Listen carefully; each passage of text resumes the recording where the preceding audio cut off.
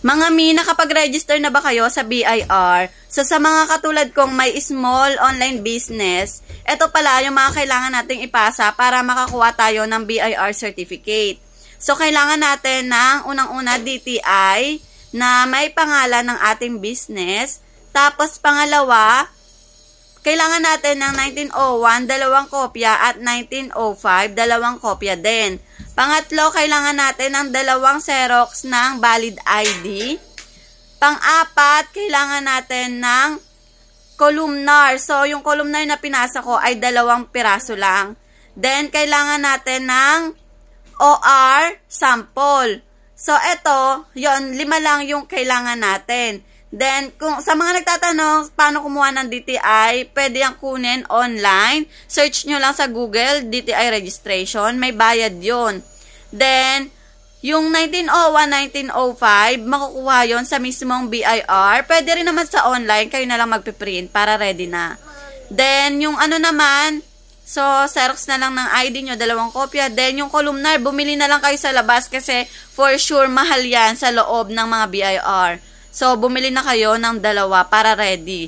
Then, yung iba 4 pero sa akin kasi 2 lang okay na. Then, yung ano naman, yung OR sample, sa may mga BIR, malapit sa mga BIR, meron yan, merong nakukuhaan. 1.5 yung kuha ko sa akin. Bibigyan kayo ng sample ng receipt. So, yun, magpapagawa lang kayo, 1.5.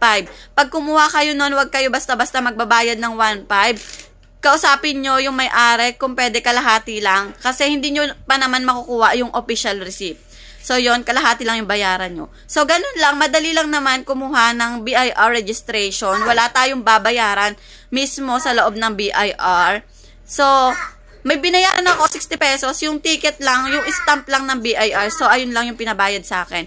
Then, okay na. Ang mahirap lang talaga is yung pila. Kailangan natin pumila ng mahaba. Swertihan na lang siguro kung makakatagpo ka ng date na walang pila. So, yun lang. Then, makukuha mo yung certificate mo. Sa akin kasi, siguro mga 2 araw, 3 araw bago ko siya nakuha.